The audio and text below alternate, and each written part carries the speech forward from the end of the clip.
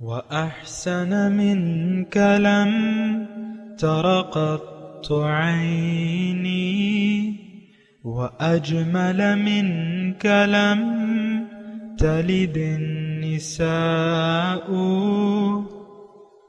خلقت مبرأ من كل عيب خلقت مبرأ من كل عيب كأنك قد خلقت كما تشاء. كتاب أنزلناه إليك مبارك ليدبروا آياته وليتذكر أولو الألباب. یہ کتاب برکت والی ہے جسے ہم نے آپ کی طرف نازل فرمایا ہے تاکہ دانش مند لوگ اس کی آیتوں میں غور و فکر کریں اور نصیحت حاصل کریں.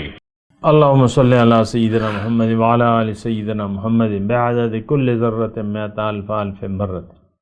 سامعین اور ناظرین اکرام، السلام علیکم ورحمۃ اللہ وبرکاتہ. سامعین اکرام، سورہ اسراء آیت نمبر 52 آج کا موضوع. اس کے ساتھ آج کے سبق کا آغاز کرتے ہیں. سب سے پہلے گزشتہ سبق کا اعادہ ہوگا.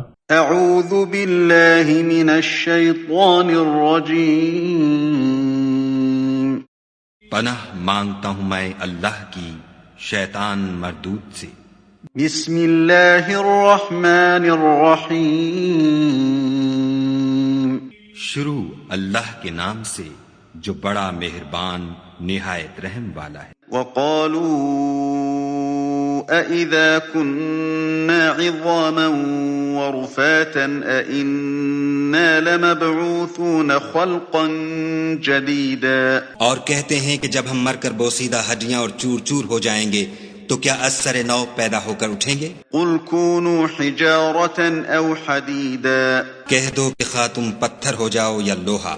أَوْ خَلْقًا مِّمَّا يَكْبُرُ فِي صُدُورِكُمْ فَسَيَقُولُونَ مَن يُعِيدُنَا قُلِ الَّذِي فَطَرَكُمْ أَوَّلَ مَرَّةٍ فَسَيُنْغِضُونَ إِلَيْكَ رُؤُوسَهُمْ وَيَقُولُونَ مَتَىٰ هُوَ قُلْ عَسَىٰ أَن يَكُونَ قَرِيبًا. یا کوئی اور چیز جو تمہارے نزدیک پتھر اور لوہے سے بھی بڑی سخت ہو. جھٹ کہیں گے کہ بھلا ہمیں دوبارہ کون جلائے گا؟ کہہ دو کہ وہی جس نے تم کو پہلی بار پیدا کیا. تو تعجب سے تمہارے آگے سر ہلائیں گے اور پوچھیں گے کہ ایسا کب ہوگا؟ کہہ دو امید ہے کہ جلد ہوگا. سامعین اکرام، سورہ اسراء آیت نمبر 52. یوم یدعوکم فتستجیبون بحمدہ. جس دن وہ تمہیں پکارے گا تو تم اس کی حمد کرتے ہوئے اس کی پکار کے جواب میں نکل آؤ گے. بتظنون ان لبثتم الا قلیلا. اور تمہارا گمان اس وقت یہ ہوگا کہ بس ہم تھوڑی ہی دیر اس حالت میں پڑے رہے ہیں. قل لعبادی، آپ کہہ دیجئے میرے بندوں سے، یقول التی ہی احسن، کہ وہ زبان سے اچھی بات کیا کریں.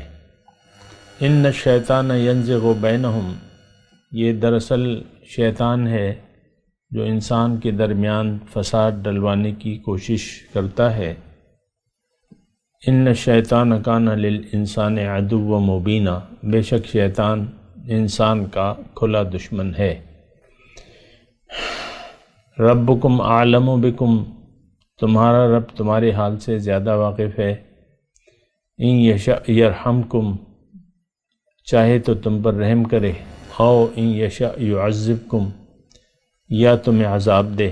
وما ارسلناک علیہم کفیلا، اور اے نبی ہم نے تمہیں لوگوں پر ذمہ دار بنا کر نہیں بھیجا ہے.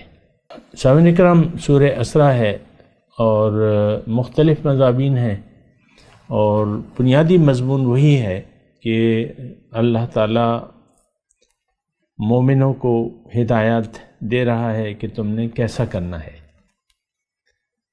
جیسے کہ اس آیت میں، ان آیات میں جو ہم نے پڑھا یقل لعبادی یقول التی ہی احسن، بات اچھی کیا کرو، کہیں تمہیں شیطان آپس میں لڑا نہ دے۔ مثال کے طور پہ میں کر رہا ہوں کہ یہ اسی قبیل کی آیت ہے۔ اچھا، جو گزشتہ سبق تھا وہ تو منکرین آخرت یعنی آج کے مسلمانوں کے بارے میں تھا، جو منکرین آخرت ہیں، تو اللہ تعالیٰ نے انہیں کہا کہ دیکھو یہ واقعہ جلد ہی آئے گا، عسیٰ ان یکونوا قریبا، یہ واقعہ بہت جلد آنے والا ہے کہ جب تمہیں اللہ تعالیٰ دوبارہ زندگی دے گا اور اپنے سامنے سوال جواب کے لیے کھڑا کرے گا۔ آج کا جو سبق ہے یوم یدعون فتستجیبون بحمدہ، یعنی ترجمہ تو خیر میں نے پڑھ دیا، لیکن دوبارہ بھی ایک آپ کے سامنے پڑھ دوں کہ جس دن وہ تمہیں پکارے گا تو تم بلا تاخیر فتستجیبون بحمدہ، اس کی تعریف کرتے ہوئے اس کی طرف دوڑ لگاؤ گے، وتظنون، اور تمہارا خیال ہوگا کہ ہم نہیں رہے لیکن تھوڑی سی دیر رہے ہیں۔ یہ دراصل اللہ تعالیٰ یعنی اللہ تعالیٰ ہمیں یہ یاد دلا رہا ہے کہ زندگی، دنیا کی زندگی امتحان ہے اور اس کو ضائع نہیں کرنا چاہیے، اس میں امتحان لینا چاہیے۔ امتحان کا وقت ضائع کر دیا تو زندگی جتنی بھی ہو وہ گزر جائے گی، اس کے بعد جو ہے وہ عذاب یا ثواب کا مرحلہ پیش ہوگا اور حساب کتاب ہوگا۔ یہاں ایک نقطہ قابل غور ہے، وَتَظُنُّونَ إِن لَبِثْتُمْ إِلَّا قَلِيلًا، کہ تمہارا گمان اس وقت یہ ہوگا کہ بس تھوڑی ہی دیر تم رہے، یعنی اس حالت میں جو قیامت سے پہلے تھی۔ اب قیامت سے پہلے آپ دیکھ لیں یعنی انسانیت پر جتنا بھی وقت گزر رہا ہے، یہ سارے انسانوں کے بارے میں ہے ایسا، تو اب ظاہر ہے کہ مطلب ہزاروں سال تو ہو گئے، آدم علیہ السلام سے لے کر اب تک ہزاروں سال گزر گئے، نہ جانے کتنا اور گزریں گے، اور پھر قیامت کب آئے گی؟ یہ بھی تو ہے نا، قیامت کب آئے گی اس کا علم تو اللہ کو ہے۔ تو اب یہ تمام واقعے کو، اس تمام جو گزرا ہوا وقت ہے اس کو یہ سوچیں گے، گمان یہ کریں گے کہ بس یہ تھوڑی ہی دیر ہم رہے۔ اور یہ یعنی مضمون قرآن پاک میں اور جگہ بھی بیان ہوا ہے کہ ایک دوسرے سے گفت و شنید کریں گے، سوال جواب کریں گے روز حشر، کم لبثتم فی الارض عدد سنین قالوا لبثنا او بعض یوم، زمین میں کتنا رہے، یعنی زمین میں عالم قبر اور دنیا میں زندہ یا جب موت کے بعد، یہ سارا وہ عالم مراد ہے سامعین کرام۔ صرف وہ زندگی مراد نہیں ہے، ہم جو 70-80 سال گزار کے چلے جاتے ہیں یہ مراد نہیں، ساری زندگی یعنی قیامت سے پہلے کا سارا وقت مراد ہے۔ تو وہاں کیا کہیں گے؟ لبثنا یومن او بعد یوم، ایک دن یا دن کا کچھ حصہ، یہاں بھی یہی ہے، اِن لبثتم الا قلیلا، بس تھوڑی دیر رہے اس حالت میں۔ یعنی اس کا دیکھیں ہر چیز سے ایک نصیحت لینی چاہیے۔ دنیا کی زندگی انسان بھی تھوڑا وقت محنت کر کے اور مشقت برداشت کر کے اور پھر کچھ کمانا چاہتا ہے اور کچھ آرام سے وقت گزارنا چاہتا ہے۔ مثال کے طور پہ 8 گھنٹے مزدور جو ہے مزدوری کر لیتا ہے، سخت گرمی میں بلڈنگ بناتے وقت جو راج اور مزدور لگے رہتے ہیں، تو وہ اسی لیے کہ بھئی 8 گھنٹے بعد جو ہے ہمیں کچھ مزدوری ملے گی، کچھ پیسے جیب میں آئیں گے، ورنہ تو وہ کہیں سائے میں بیٹھ جائیں، آرام سے بیٹھ جائیں، آرام کر لیں، لیکن 8 گھنٹے تک وہ لگے رہتے ہیں۔ ظاہر ہے 8 گھنٹے کا وقت ہے۔ اسی طرح جو بھی انسان یہاں کام کرتا ہے، مثال کے طور پہ ایک طالب علم ہے، 15-16 سال بچہ لگا دیتا ہے، محنتیں کرتا ہے، صبح ہی صبح اٹھتا ہے، دوڑ بھاگ۔ آپ دیکھیں نا یہ اسکولوں کی طرف بچے دوڑ رہے ہوتے ہیں، تو ان کو یہ تسلی ہوتی ہے کہ بھئی 15 سال بعد میری محنتوں کا ثمر مجھے مل جائے گا، ڈاکٹر کی ڈگری مجھے مل جائے گی۔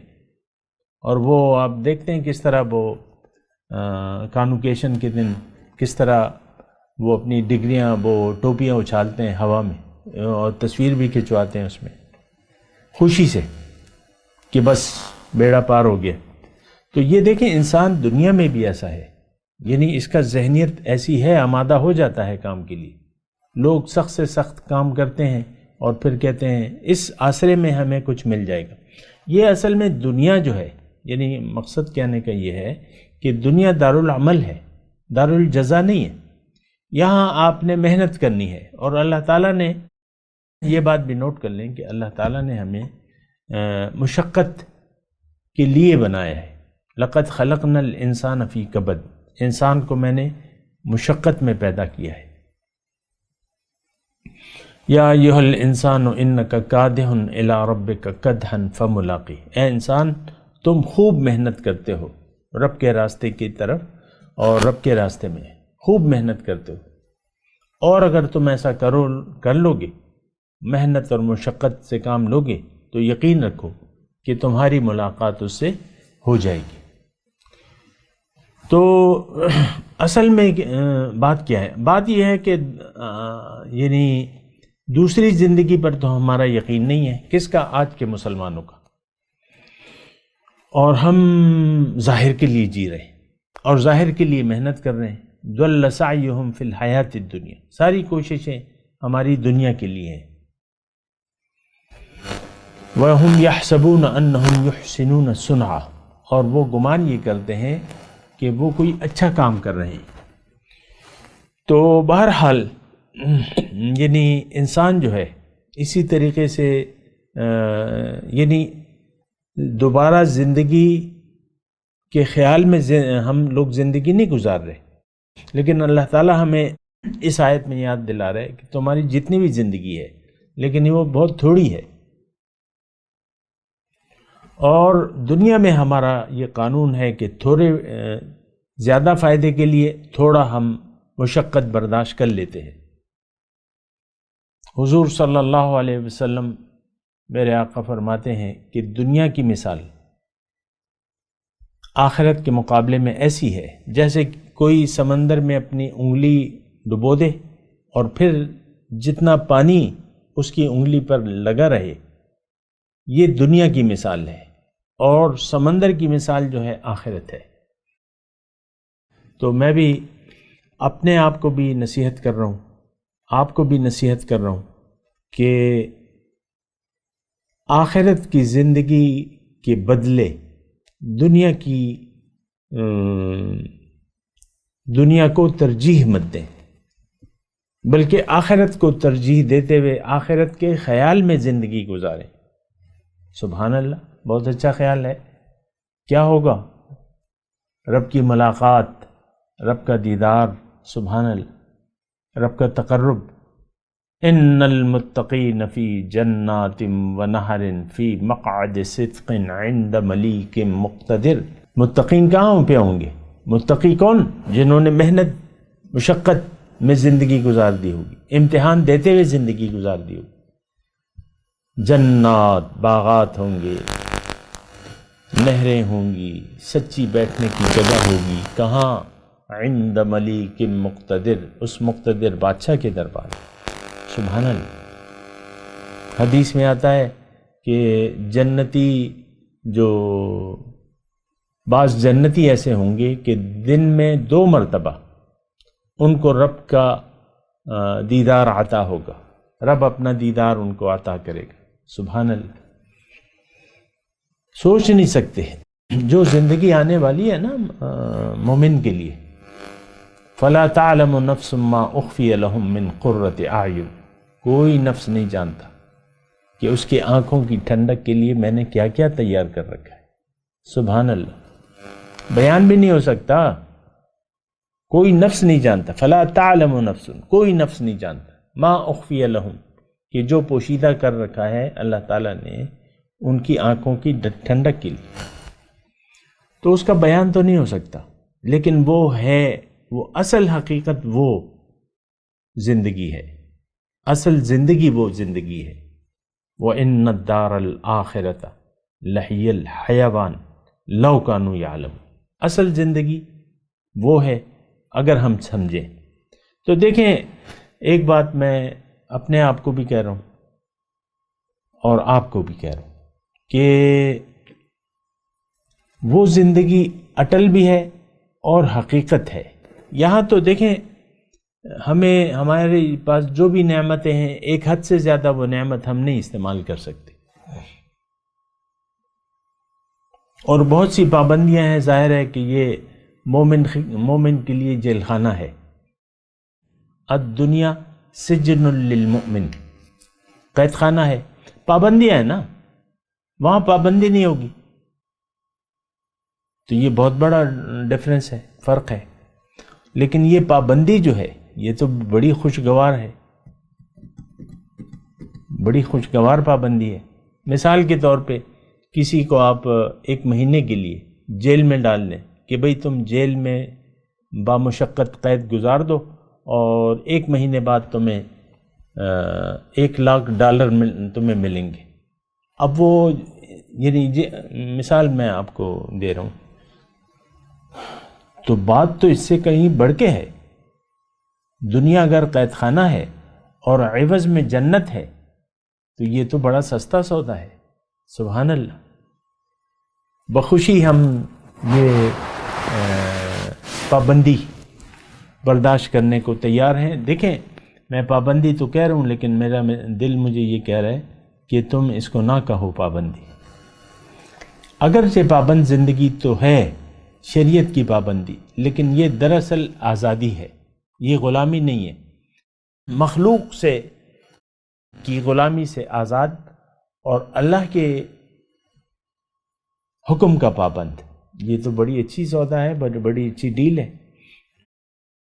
ہم اس ڈیل پر خوش نہیں ہیں۔ ہم کہتے ہیں نہیں، اللہ کی پابندی، اللہ کے سامنے جھک جانا مجھے قبول نہیں ہے، میں نفس کی غلامی مجھے پسند ہے۔ ہم سب بے دام غلام ہیں نفس کے، نفس تو ہمیں کچھ بھی نہیں دے سکتا۔ نفس کو خوش کرنے میں لگے ہوئے نا، تو نفس تو ہمیں کچھ بھی نہیں دے سکتا، جبکہ اللہ کے پاس تو فَإِنَّ اللَّهِ مَغَانِمُ كَثِيرَةٌ، اللہ کے پاس تو بہت سی نعمتیں ہیں۔ اور دوسری اس میں ایک بات میں اس کے ساتھ جوڑ دوں کہ اللہ کی غلامی اگر آپ نے پسند کر لی تو آپ کی دنیا کی زندگی بہترین ہو جائے گی، آپ کے شب و روز بڑے اطمینان سے گزریں گے، بہت خوش گزریں گے، کیونکہ دیکھیں یرجون اولئک یرجون تجارۃ لن تبور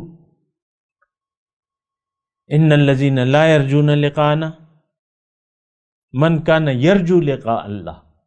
مختلف آیت ہے نا، جو اللہ سے ملاقات کی امید رکھتا ہو فلیعمل عملا صالحا، اس کو چاہیے کہ عمل صالح کرے، ولا یشرک بعبادت ربہ احد، اور اپنے رب کی بندگی میں کسی کو شریک نہ کرے۔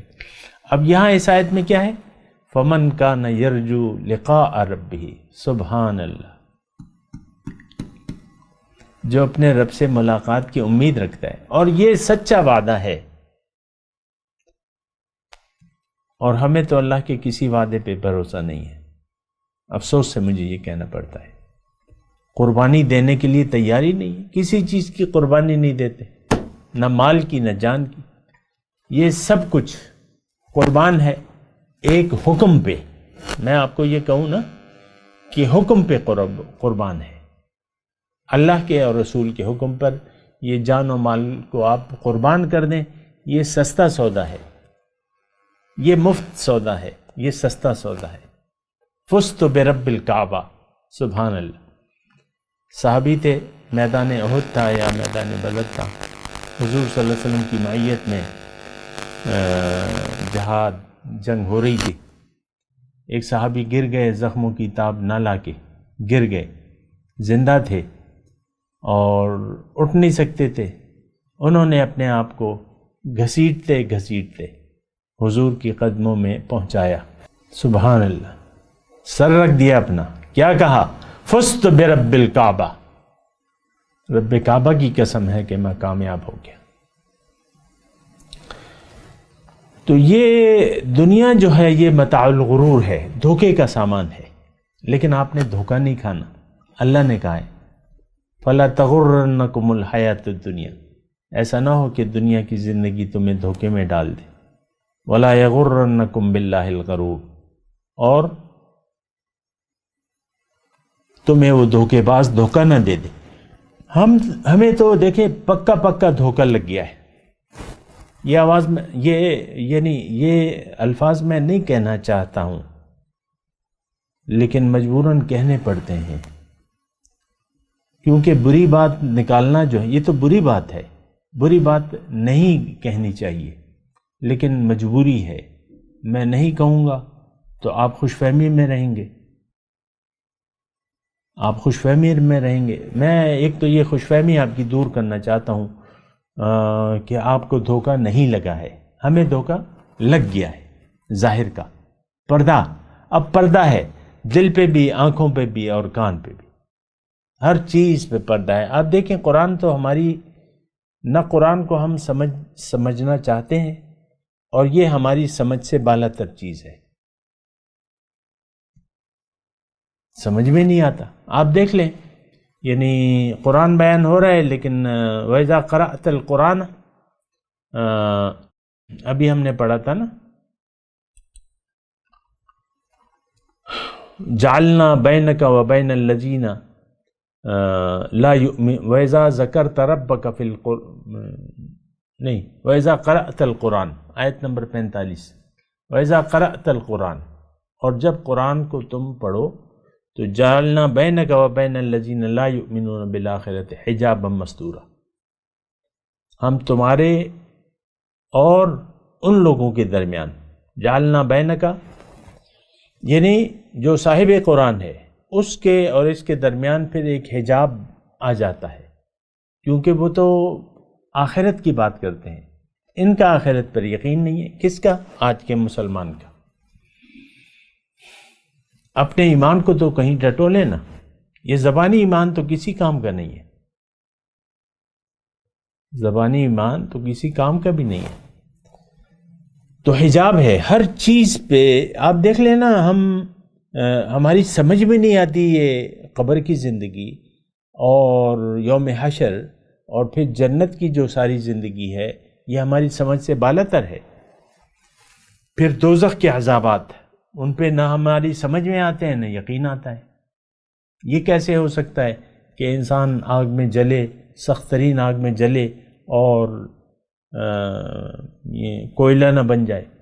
یہاں تو ہم جو چیز بھی ڈالیں جلتے ہوئے الاؤ میں، وہ تو جل جاتی ہے، بس ختم ہو جاتی ہے۔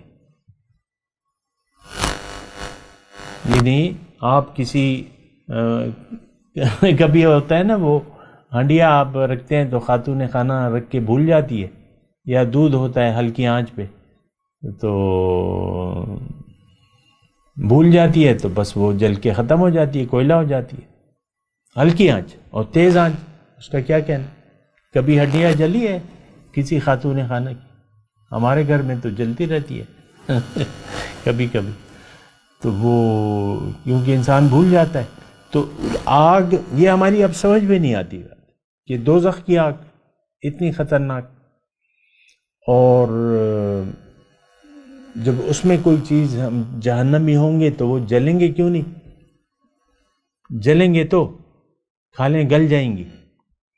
کلما نضجت جلودہم بدلناہم جلودا غیرہا لیذوقوا العذاب، جب وہ کھال جل جائے گی تو اللہ تعالیٰ فرماتا ہے میں اس کھال کو بدل دوں گا۔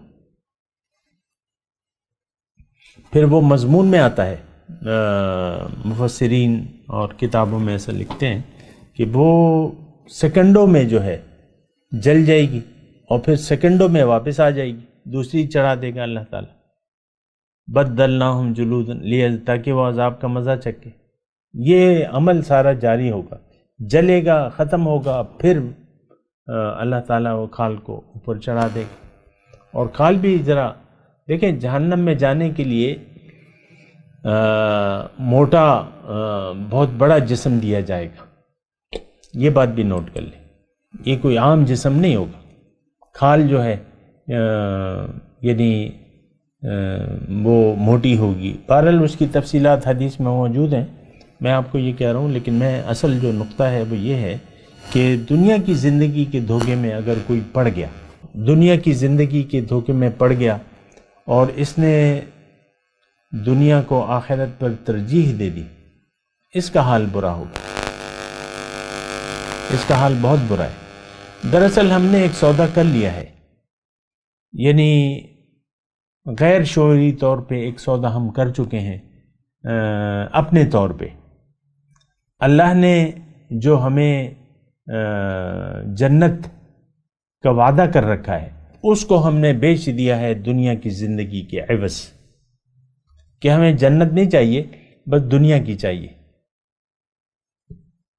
اور پھر اللہ تعالیٰ نے فرمایا کہ دیکھو تم تھوڑے فلا تشتروا بآیاتی ثمنا قلیلا، میری آیات کے بدلے حقیر مفاد مت لو دنیا کا.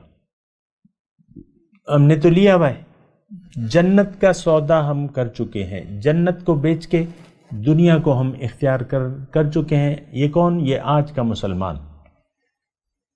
یہ بہت سیریس الفاظ ہیں، میں سیریس ہوں، مجھے کوئی مذاق کا موڈ نہیں ہے آپ سے کہ میں کوئی دل لگی کروں یا اپنی طرف سے کوئی کروں. ہو یہ رہا ہے کہ ہم نے اللہ کی بجائے دنیا اور خواہشات دنیا کو لبیک کہہ دیا ہے، نفس کو لبیک کہہ دیا ہے. اور اگر تھوڑی سی مجھے آپ اجازت دیں تو ہم نے شیطان کو لبیک کہہ دیا ہے. لبیک یا شیطان لبیک، لبیک یا شیطان لبیک. بس تیرا بھی، ہم تو تیرا ہی حکم مانیں گے، تیرے بھی لبیک ہے. پھر اسی شیطان کے سامنے سر جھکائے ہوئے ہم نماز بھی پڑھ رہے ہیں، روزے بھی رکھ رہے ہیں اور یہ سب کچھ بھی کر رہے ہیں. اصل بندگی شیطان کی ہے. میں نے آپ کو یہ بات کافی مرتبہ کہی ہے. سورہ یاسین کی میں اکثر آپ کو توجہ دلاتا رہتا ہوں. سورہ یاسین میں الم اعہد الیکم یا بنی آدم اللہ تعبدوا الشیطان، اے بنی آدم کیا میں نے تم سے وعدہ نہیں لیا تھا کہ تم شیطان کی عبادت مت کرنا، وان اعبدونی، اور میری عبادت کرنا. ھذا صراط مستقیم، یہ سیدھا راستہ ہے. یعنی شیطان کے حکم کے سامنے سر مت جھکانا، میرے حکم کے سامنے سر جھکانا. اصل میں تو دیکھیں، عبادت جس کے سامنے آپ کا سر جھک گیا وہ آپ کا خدا ہے، چاہے وہ آپ کا نفس ہی کیوں نہ ہو. تو نفس اور شیطان تو یہ تو یعنی ایک ہی قبیل کے دو مختلف دشمنوں کی دو مختلف نام ہیں. دو نام ہے، دشمن ایک ہی ہے. شیطان بھی دشمن ہے ہمارا. ان الشیطان کان للانسان عدوا مبینا، ابھی ہم نے پڑھا ہے نا 53 نمبر آیت میں، ابھی تو ہم 52 نمبر پڑھ رہے ہیں. تو شیطان دشمن ہے، اور شیطان کی اللہ تعبدش، کہ شیطان کے سامنے سر نہ جھکانا. شیطان تو سر ہمارا دوست بن چکا ہے. من یعش عن ذکر الرحمن نقید لہ شیطانا فہو لہ قرین، جس نے بھی رحمان کی یاد سے منہ موڑ لیا تو شیطان میں اس پر مسلط کر دیتا ہوں، وہ اس کا ساتھی بن جاتا ہے. وَإِنَّهُمْ لَيَسُدُّونَهُمْ عَنِ السَّبِيلِ وَيَحْسَبُونَ أَنَّهُمْ مُهْتَدُونَ. اور یہ شیطان اس کا ساتھی بن جاتا ہے اور یہ اللہ کے راستے سے اس کو بھٹکاتا رہتا ہے، اور یہ اپنے تئیں یہ سمجھتا ہے میں تو ٹھیک ہوں، میں تو ہدایت پہ ہوں. کیا میں نے ابھی نماز نہیں پڑھی؟ کیا میں رمضان کے روزے نہیں رکھتا؟ کیا میں زکوٰۃ نہیں دیتا؟ ہر سال حج اور عمرہ پہ نہیں جاتا؟ وہاں میں اعتکاف بھی کرتا ہوں، ہر سال جا کے مسجد حرام میں اعتکاف بھی کرتا ہوں. اصل مرزا تو کہتے ہیں وہ رمضان کا حرم شریف میں ہے. یہ کعبے اور یہ افطاریاں اور یہ قسم قسم کے کھانے، مزہ تو وہاں پہ آتا ہے. تو اب تو مزے کے لیے جاتے ہیں، افطاریوں کے لیے جاتے ہیں، کھانوں کے لیے جاتے ہیں. تو دیکھیں سادہ سی بات ہے، ہمارے زندگی کا مقصد صرف دنیا ہے. آخرت نہیں ہے، آخرت پر ہمارا یقین نہیں ہے۔ اس بات پہ ذرا غور کریں۔ میں تلاوت کرتا ہوں، آپ ترجمہ سنا دیں۔ اعوذ باللہ من الشیطان الرجیم، بسم اللہ الرحمن الرحیم۔ یوم یدعوکم فتستجیبون بحمدہ وتظنون ان لبثتم الا قلیلا۔